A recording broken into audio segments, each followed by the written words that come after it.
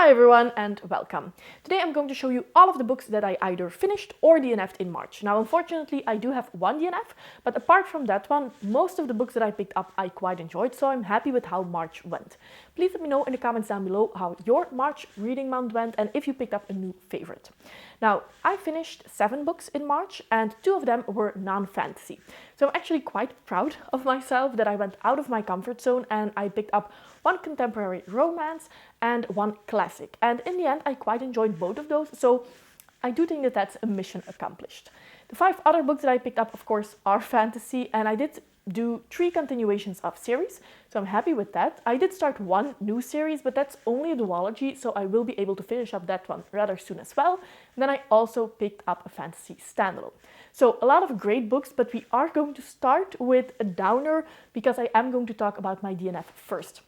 And that is The Amber Crown by J.C. Bedford, which is a fantasy standalone. It's a new release. I think that it came out in January of this year, and I ended up DNFing it. Now, I do have a video where I talk about 3 new releases and I go deeper into why I ended up not liking it. But just in a nutshell, I do think that it had quite a bit problematic content. And if you want to know more, you can always watch that video. Now, on to books that I did finish and did enjoy. The first one is The Heroes by Joe Abercrombie. Even though this is a standalone, I do mark this as a continuation of series because this is already the second standalone in the First Law universe. I did have a spoiler-filled discussion for this one together with Steve and Jose. Of course, I will link that video in the description box down below as well, but I really enjoyed this one. If you remember Best Served Cold, the first standalone in the First Law universe, I was lukewarm about. I enjoyed it, but I think that it dragged on too much, and in the end it was a revenge story, yes, but if it stopped halfway through, I would have been satisfied, and it just kept dragging on and on up to the end that I wasn't really invested anymore. So I didn't really have the highest hopes for this one, because at the back it says 3 men, 1 battle, no heroes. And 1 big battle, that's basically this. You have 4 days, and in that 4 days you have 1 big battle, and that's what you're following. So I was a little bit nervous about this. I thought, yeah, I don't like battles, I don't like military fantasy that much, and I don't like this one. And in the end, this was a huge step up from Best Served Cold for me. I ended up loving this one. Now, I must say that yes, this is military fantasy, but you follow a lot of the characters most of all. And what I liked here is that we had a couple of new characters, we also had some recurring characters, but I like the new ones here. I think that in Best Served Cold, I didn't really like the new characters. I could see that they were almost that Joe Abercrombie used the same mold for some of those characters as the ones that he used for the original characters in the First Law trilogy, but I liked the original characters more than the ones that reminded me of them in Best Served Cold. While here we had some new characters that I felt truly unique more, and that's also why I like the humor in this one more, because a big part of why I like the First Law universe is the humor, and in Best Served Cold, I felt like I could almost predict the jokes because a lot of what Joe Abercrombie uses to be funny is repetition. And in the original First Law trilogy, by the 3rd book, I already felt like it was too much. I could almost know what was going to happen, and I felt the same thing in Best Served Cold. While here, he used some new jokes, and I quite liked that. This felt like a fresh installment in the First Law universe, while I didn't really felt the same for Best Served Cold. But then at the same hand, which might seem like it's a contradiction, here we are back where we are in the original First Law trilogy, and I like that setting more than the setting that we had in Best Served Cold, which was more cities, and this is more nature-based. So in the end, this one I just like more, and now I don't really know what to expect for the last book, Red Country, because Best Served Cold, which revenge story, that's one of the 3 that I thought I was going to like most of all.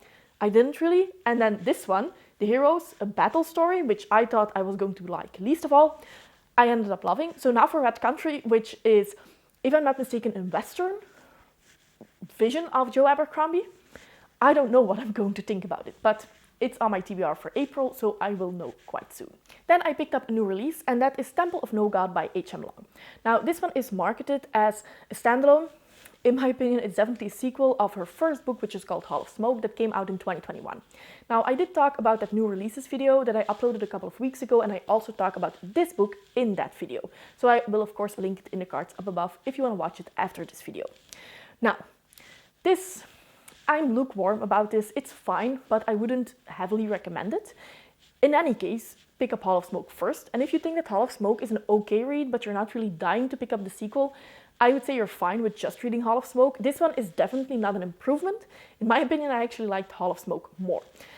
In the end, Hessa as a main character, I felt like I have discovered what I wanted to discover about her in that first book already. I don't really love her as a main character at this point, and I feel like the plot in this one was also not really necessary, and it was a lot of convolution and also some plot holes. If you think about it, this plot didn't really make that much sense in my opinion. So even though I love the world here, and I love the religion, and I love the gods, I just don't think that it's executed in a sense that I'm really satisfied. So yeah, fine read, but I wouldn't really say that you have to run to the bookshop to pick it up. I'm happy that I read it, but I don't really know if I'm going to pick up the third standalone, even though I have heard that that follows a different main character, so I might give it a try, but if I don't like that one, I'm definitely done with this series, and at this point I don't really know if I would encourage you to pick up even Hall of Smoke. Unless it sounds absolutely amazing to you, then of course, go ahead. Then a book that I recently finished, and that is Alphabet of Thorn by Patricia A. McKillop. So I've actually talked about this author quite a couple of times, even though I've only read 2 books by her, so The Forgotten Beasts of Eld and this one.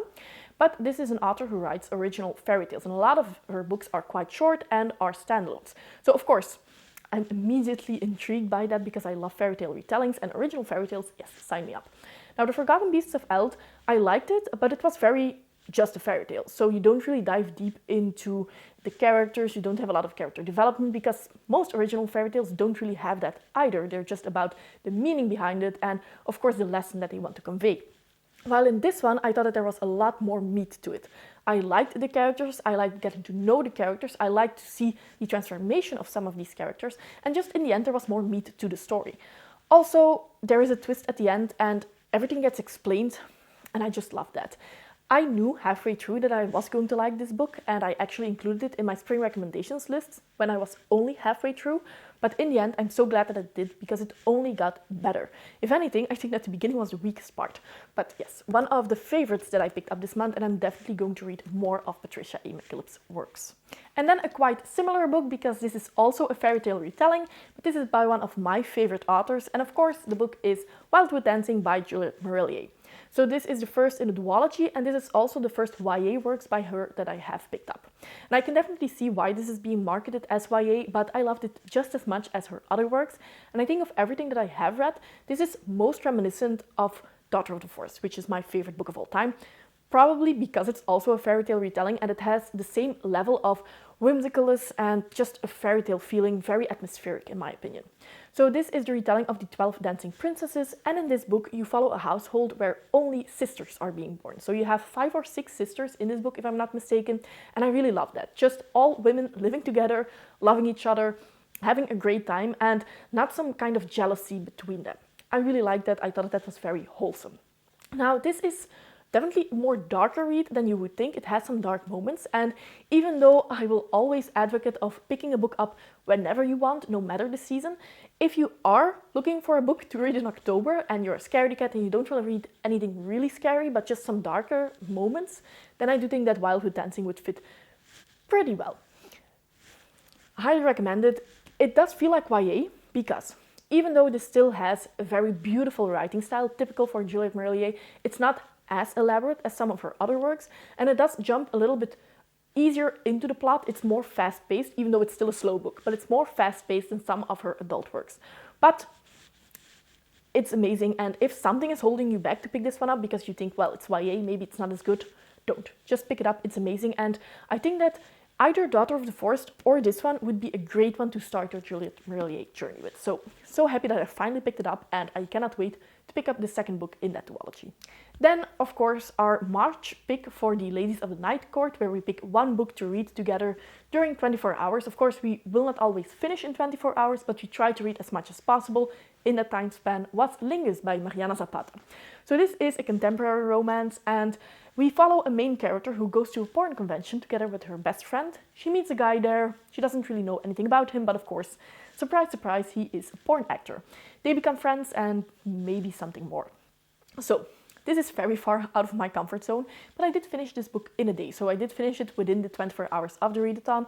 We actually started sprints over on Amanda's channel. It was a lot of fun. It was very funny. We laughed a lot. If you know the premise of this book, I don't think that you are surprised. So I'm very happy that I did pick it up, but I had some issues with the book. There was quite a bit of slut shaming, and that coming from the main character who goes to a porn convention herself. It felt iffy. I think that slut shaming in any sense is just not okay, but especially if you then are shaming people who are doing the same thing as you. I just didn't really understand that. Also, her friend group, I know that a lot of people love her friend group. I didn't really like it. It were a bunch of almost 30-year-olds who felt quite juvenile to me, like the cool kids, and I don't like the cool kids. So, or in general, I never really understood how they lived or anything like that, so I couldn't really relate to them. However, I loved how breezy of a read that this was, and I could just zone out, and maybe I have been thinking too deeply about it because I'm used to reading a book like that in fantasy with a lot of political intrigue and all of that, but I don't think that you are supposed to read contemporary romance like that, and I did like the experience. So I think that I need to go out of my comfort zone more often and then also read the books like they are supposed to be read. So in the end, I didn't really love this book because of the issues that I had, but I did love the experience, if anybody understands the difference between the two. After that, or I think before that, to be honest, all of these books are just scrambled here together. But in the month of March, I also finally continued my journey in the realm of the Elderlings. And I picked up the first book in the Rainwild Chronicles called Dragon Keeper. So I did listen to this one on audiobook and I was pleasantly surprised. I know that a lot of people have been telling me that this is the worst installment in the realm of the Elderlings.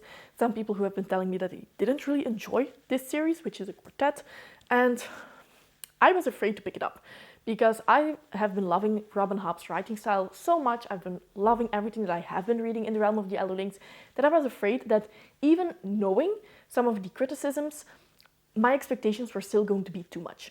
And at this point, I would be heartbroken if Robin Hobb would write a book that I didn't like. But I ended up enjoying this just fine. I can see that it's not at the same level as some of her other books. I think that this first one, at the very least, didn't have the same level of depth as her Fitz books, but also, of course, her Lifeship Traders books. But I can already see some seeds here that are being planted that will definitely lead to a lot of emotional hardship in the rest of the series. And the characters that we meet here, all of them are new. I like them, and I had a great time here. So I don't really know why a lot of people are looking down on this series. I've also seen a lot of comparisons to it reads like YA, but then using YA as a synonym for it's not good. I didn't really think that it reads as YA. Yes, you have a younger main character here.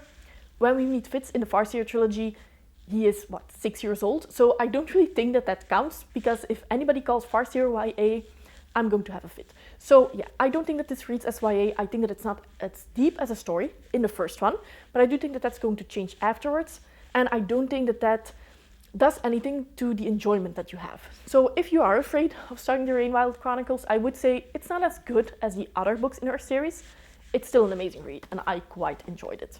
And then, of course, I finished another non-fantasy book, and that is Pride and Prejudice by Jane Austen. I was surprised by how much I loved this book. I did listen to this, and it was narrated by Rosamund Pike, and she did an amazing job. So I definitely think that that added to the experience and increased my enjoyment. But other than that, I really enjoyed how funny this was.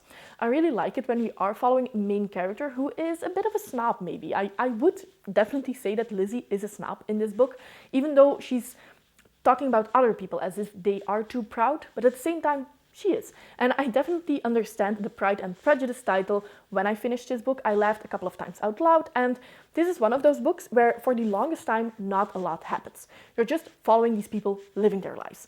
I love that we are following all sisters. It almost reminded me a little bit of Wildwood Dancing in that sense. We're following all of these sisters just living together, having fun, maybe having a bit of drama, but that's fine as well.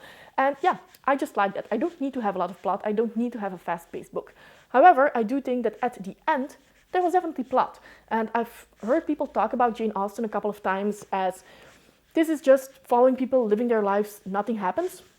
I wouldn't really agree. I think that it's very slow. I think that the plot is just normal life, but there is a plot here, and I just loved the characters. I loved the funny bits, and I'm definitely going to pick up more by Jane Austen and see if I like it just as much as Pride and Prejudice. So those are all of the books that I picked up in March. As I said before, definitely let me know in the comments down below the books that you have picked up and whether or not you've loved them. If you want to know the books that I am going to read in April, you can watch this video next. And if you want to buddy read any of those, definitely join me on my Discord. As always, I hope that you enjoyed the video and see you next time. Bye! Bye!